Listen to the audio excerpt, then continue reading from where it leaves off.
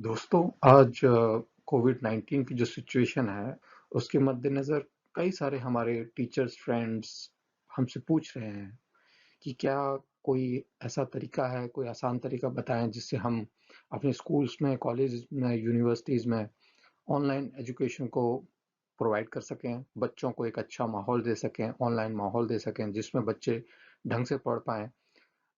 ये नहीं कि वो फेसबुक की कोई सेशन करा लिया या गूगल का कोई सेशन करा लिया, वो कारगर नहीं है और उसमें जो बच्चों की जो डेटा सिक्योरिटी का इशू है वो बहुत सीरियस है।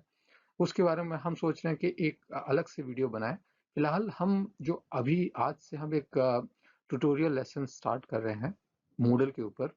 आप अगर नहीं जानते तो मैं आपको बता दूं कि मूडल एक फ्री ऑनलाइन एजुकेशनल प्लेटफॉर्म है।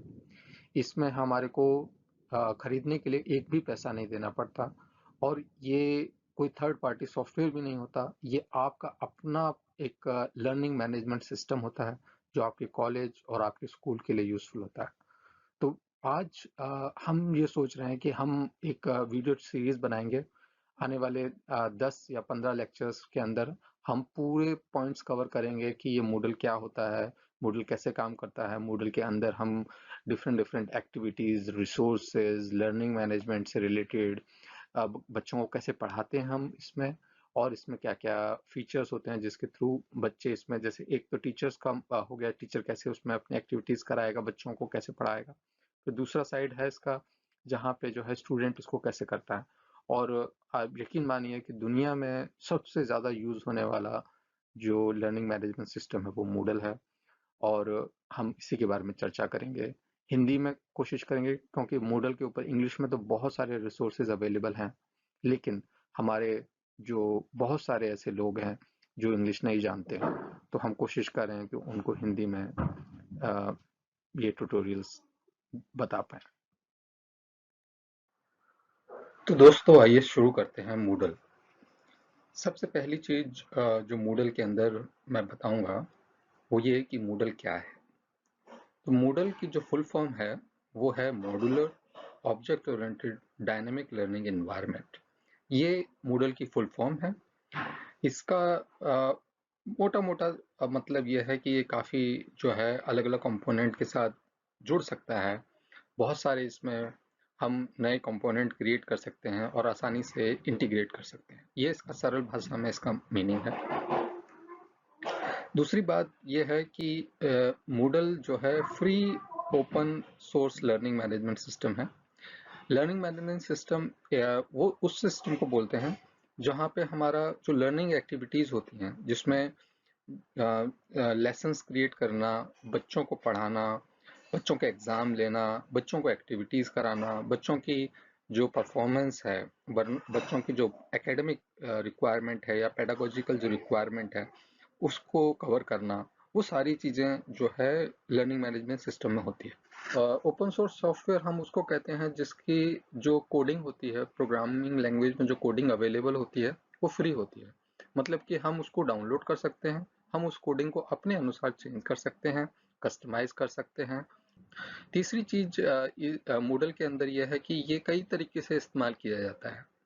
एक तो जैसे ब्लेंडिंग लर्निंग का कॉन्सेप्ट होता है। ब्लेंडेड लर्निंग अगर आपको नहीं पता तो उसका मतलब सरल भाषा में ये है कि आपकी जो क्लास की जो एक्टिविटीज होती है, मतलब जैसे हम बच्चों को पढ़ा रहे होते हैं क्लास के अंदर, वो और जो ऑनलाइन एक्टिविटीज होती हैं वो, उन दोनों का मिक्स एक तरह का सिस्टम होता है।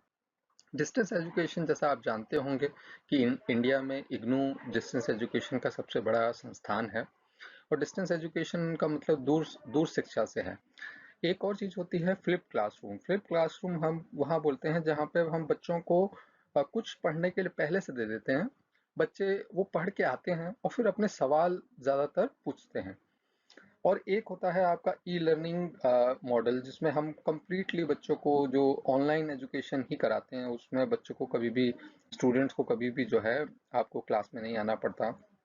तो कई तरह के ई लर्निंग प्रोजेक्ट्स हैं, वहाँ भी हम मूडल का काफ़ी ज़्यादा उपयोग देखते हैं। अगर आप मूडल के बारे में और जानना चाहते हैं तो आप मूडल के विकीपीडिया पे जाके उसके बारे में पढ़ सकते हैं। ये सबसे ज़्यादा ऑथेंटिक वेबसाइट है जहाँ पे आप इसके बारे में जानकारी ले सकते हैं। शायद अब आप ये सोच रहे हो कि ठीक है, मूडल अच्छा है और आप इसे इस्तेमाल करके देखना चाहते हैं, तो मैं आपको बताऊं कि इसके दो तरीके हैं फिलहाल। एक तो यह है कि आप इसे इंस्टॉल कर लें, आप इसे डाउनलोड कर लें, ये फ्रीली अवेलेबल है। अपने ही कंप्यूटर पे इंस्टॉल कर लें और इंस्टॉल करके आप इसको टेस्ट कर लें। आप खुद देख लें कैसे चल रहा है, और जब आप इससे सेटिस्फाइड हों कि हाँ ये सही है और इससे हम जो है अपने स्टूडेंट्स को पढ़ा सकते हैं, अपने टीचर्स को इंगेज कर सकते हैं, अपने स्कूल को चला सकते हैं, तो आप इसे किसी होस्टिंग पे डाल सकते हैं। मतलब कोई भी होस्टिंग जो वेबसाइट्स होती हैं उनके थ्रू डाल सकते हैं। ज़्यादातर होस्टिंग वेबसाइट्स में ये फ्रीली अवेलेबल होता है। आपको बस क्लिक करना है, इंस्टॉल करना है। जैसे कंप्यूटर में हम प्रोग्राम इंस्टॉल करते हैं, वैसे ही वेब होस्टिंग में जाके इसको इंस्टॉल करना है और ये आपकी वेबसाइट की तरह काम करेगा।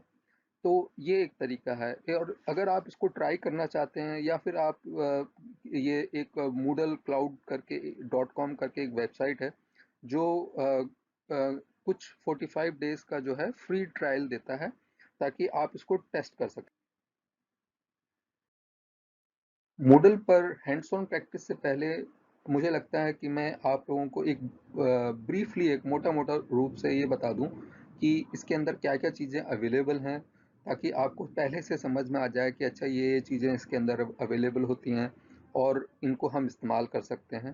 तो वो मुझे लगा कि मैं आपको एक बार पहले बता दूं, उसके बाद हम जो है एक पूरा का पूरा जो आगे ट्यूटोरियल्स हम करेंगे उसमें हम एक एक करके एक्टिविटीज़ को, रिसोर्सेज को, मूडल के एक एक कंपोनेंट को यूज़ करना सीखेंगे कि कैसे यूज़ करते हैं, कैसे क्लास बनाते हैं, कैसे हम जो है क्विज बनाते हैं, या फिर कोई और कंपोनेंट बताते हैं। तो वो कंपोनेंट्स के बारे में हम जो है प्रैक्टिकल सेशंस करेंगे, लेकिन यहाँ पे बस मैं एक थ्योरेटिकल थोड़ा सा ओवरव्यू आपको बता दूं कि इसके अंदर आपको क्या क्या मिलेगा, क्या क्या चीज़ें मिलेंगी। तो पहली चीज़ है असाइनमेंट। इसके अंदर एक असाइनमेंट करके एक कंपोनेंट होता है, जिसमें हम कोई भी फाइल, जो भी जैसे डॉक्यूमेंट की फाइल है, पावर पॉइंट है, एक्सेल है, या कोई और तरह की फाइल है, हम चाहें तो वो बच्चे अपना असाइनमेंट जो बनाते हैं, जैसे जनरली आप जानते हैं कि बच्चे अपने असाइनमेंट किसी सॉफ्टवेयर में बना रहे हैं, वर्ड में या टाइप कर रहे हैं, वो सॉफ्टवेयर को वो वहाँ सेव करके और यहाँ फाइल को सबमिट कर सकते हैं। अगर आप थोड़ा पैसा खर्च करें तो आपको इस पे प्लेगरिज्म चेक का भी सॉफ्टवेयर आपके साथ इंटीग्रेट कर सकते हैं। टर्निटिन करके एक सॉफ्टवेयर है जो प्लेगरिज्म चेक करता है, और वो मूडल असाइनमेंट एक्टिविटी के साथ बड़े अच्छे से इंटीग्रेटेड है। लेकिन वो उसके लिए पैसे देने पड़ते हैं। अगर आप वो नहीं करना चाहते तो आप बस इस असाइनमेंट एक्टिविटी को यूज़ कर सकते हैं। दूसरी इसमें एक चीज़ है, वो है चैट। चैट का फंक्शन ये है कि आप क्लास में हैं और आप चाहें तो अपने स्टूडेंट के साथ और स्टूडेंट स्टूडेंट के साथ जो पीयर टू पीयर लर्निंग है वो प्रमोट कर सकते हैं, पीयर टू टीचर लर्निंग है वो हो सकती है। तो सारे बच्चे किसी एक टॉपिक के ऊपर आप उन्हें टॉपिक देते हैं और वो उस पर बात करेंगे। चॉइस जो है एक अलग कंपोनेंट है, जिसमें जो है हम उनको कोई ऑप्शन पूछ सकते हैं, जैसे पोलिंग कराते हैं, हम ऑप्शंस पूछते हैं कि अच्छा इसमें से कौन सा आप सेलेक्ट करेंगे। तो वो उसमें आप अपनी एक क्लास की एक्टिविटी, जैसे क्लास में हम कराते हैं एक्टिविटी, उस तरह के ये एक्टिविटी को आप उसमें लगा सकते हैं, ताकि आप बच्चों से पूछें कि अच्छा ये बताइए कि इंडिया कब आज़ाद हुआ, और आप उसमें ऑप्शन दे दें। तो ड्यूरिंग द क्लास जो है ये फॉर्मेटिव मॉडल है। तो ड्यूरिंग द क्लास, मतलब अगर हम बच्चों का फीडबैक चाहते हैं किसी तरीके से, हम इसको इस्तेमाल कर सकते हैं। डेटाबेस में हम बहुत सारी इंफॉर्मेशन को सेव कर सकते हैं, इमेजेस गैलरी बना सकते हैं, इंफॉर्मेशन सेव कर सकते हैं। बच्चे भी अपना जो है इंफॉर्मेशन इसमें डाल सकते हैं।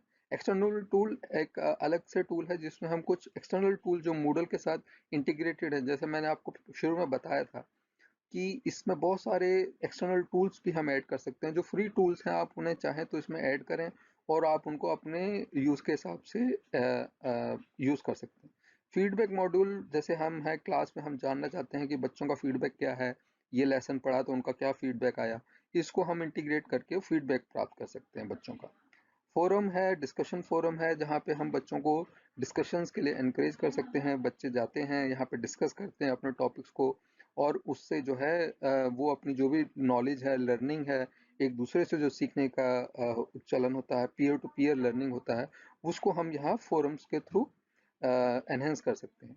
ग्लॉसरी, जैसा नाम इसका डिफाइंड है, ग्लॉसरी, तो जो भी डिफ़िकल्ट वर्ड्स हमारे लेसन्स के अंदर हैं, या कोई डेफिनेशंस हैं, या एब्रीविएशन है, एक्रोनिम्स हैं, उन सबको हम ग्लोसरीज के अंदर डाल सकते हैं।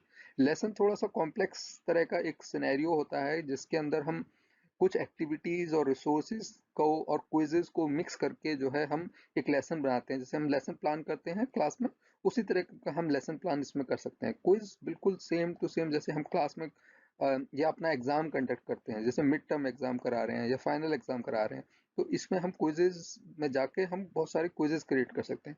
इसमें बहुत तरीके के जो है क्वेश्चन टाइप्स हैं, डिफरेंट टाइप के क्वेश्चंस हैं आप जो क्रिएट कर सकते हैं, जैसे multiple choice, fill in the blank, drag and drop, और भी कई तरह के तमाम तरह के आप क्वेश्चंस क्रिएट कर सकते हैं बच्चों के लिए। और ये काफ़ी इंटरेस्टिंग है, बच्चों को बड़ा इंजॉय करते हैं बच्चे इन एक्टिविटीज़ को करते टाइम। ये है स्क्रॉम पैकेज। स्क्रॉम पैकेज कोई थर्ड पार्टी जो सॉफ्टवेयर्स होते हैं उनको इंटीग्रेट करने का इसमें मैकेनिज्म है, जिससे हम किसी तरह की ये थर्ड पार्टी अगर टूल से हमने कोई कंपोनेंट बनाया है किसी और टूल के अंदर, उसको हम इसके थ्रू इंटीग्रेट कर सकते हैं। सर्वे जैसा ये नाम बता रहा है, तो हम कोई इन्फॉर्मेशन लेना है बच्चों से, सर्वे वो करा सकते हैं। विकी, इसके अंदर अपना विकी का एक सॉफ्टवेयर होता है ताकि बच्चे विकी प्रोजेक्ट्स के थ्रू लर्न करें। वर्कशॉप में हम जो है peer to peer workshop conduct करा सकते हैं। फिर इसमें कुछ रिसोर्सेज होते हैं, जो ऊपर ये दिए गए कंपोनेंट है इन सबको हम एक्टिविटीज कहते हैं, क्योंकि इसमें ज्यादातर आप ये देख रहे हैं कि ये यहाँ पे कुछ हम काम कर रहे हैं, बच्चों को इंगेज कर रहे हैं, तो ये इंगेजमेंट एक्टिविटीज हैं। तो इसलिए मूडल ने दो तरह से क्लासीफाई किया हुआ, एक है एक्टिविटी, दूसरा है रिसोर्सेज। रिसोर्सेज वो हैं जहाँ पे आप इंफॉर्मेशन दे रहे हैं ज्यादातर, उसमें कोई कुछ ऐसा नहीं हो रहा कि बच्चे उससे इंटरेक्ट ज्यादा नहीं कर रहे हैं, उसमें बच्चे पढ़ रहे हैं बेसिकली, जैसे बुक पढ़ रहे हैं, तो आप बुक में जाएं और बुक को आप जो है उसमें कनेक्ट कर सकते हैं। फिर है इसमें next component file. File same है, जैसे आप कोई वर्ड फाइल या पीडीएफ फाइल आप इसमें अपलोड करा सकते हैं और उसको यहाँ डाल सकते हैं। फोल्डर फाइल्स को क्लासिफाई करने के लिए है। फिर आईएमएस कंटेंट है, इसको जो आपके अलग अलग कंपोनेंट है उनको एक तरह से मिक्स करके आप बनाना चाहें तो आप आईएमएस कंपोनेंट भी बना सकते हैं। नेक्स्ट है लेबल। लेबल आपको मॉडल कोर्स के अंदर अगर किसी कंपोनेंट के ऊपर आपको कोई लेबल देना है, नाम देना है, उसके लिए है। पेज बिल्कुल जैसे हमारा वेबसाइट पेज होता है उसी तरीके से ये पेज होता है। यूआरएल है जो हमारा एक्सटर्नल यूआरएल लिंक है, अगर हम वो देना चाहें तो वो है। तो दोस्तों हम अब आने वाले जो सेशंस होंगे हमारे, उसमें हम ये कोशिश करेंगे कि हम इन सब चीज़ों के बारे में एक एक करके बारीकी से समझें कि ये कैसे काम करता है, और ओवरऑल जो लर्निंग मैनेजमेंट सिस्टम है वो कैसे बनता है, एक क्लास कैसे बनती है, ताकि हम सिर्फ ये ना करें कि बच्चों को सिर्फ कुछ गूगल प्लस की या गूगल फेसबुक लाइव से सेशन दे दिया या उनसे क्विज करा दिया। वो मुझे लगता है कि वो कंप्लीट नहीं है, क्योंकि यहाँ पे बच्चों के जो लर्निंग एनालिटिक्स है, बच्चों का जो डेटा है, एक तो बच्चों का सारा डेटा बिल्कुल सेफ रहता है। दूसरी बात ये होती है कि यहाँ पे जो हमारे लर्निंग एनालिटिक्स हैं वो भी हमारे को मिलते हैं कि बच्चों ने कैसा परफॉर्म किया, उनके पेडागोजिकल पर्सपेक्टिव से, उनकी पढ़ाई लिखाई के संबंध में, उनके वो कैसा कर रहे हैं, वो हर बच्चे का एक अलग से आपको जानकारी मिल पाएगी कि अच्छा कौन कौन बच्चे किस किस तरह से परफॉर्म कर रहे हैं, उनकी क्या एक्टिविटीज़ हैं क्लास में, और ताकि हम बच्चों को बूस्ट करें, प्रमोट करें और एक अच्छा पढ़ने लिखने का माहौल बना सकें। तो हम आने वाले सेशंस में हैं इन सब के बारे में और जानकारी इकट्ठा करेंगे। आज के लिए आप सब इस प्रोग्राम में जुड़े, आपको बहुत बहुत धन्यवाद।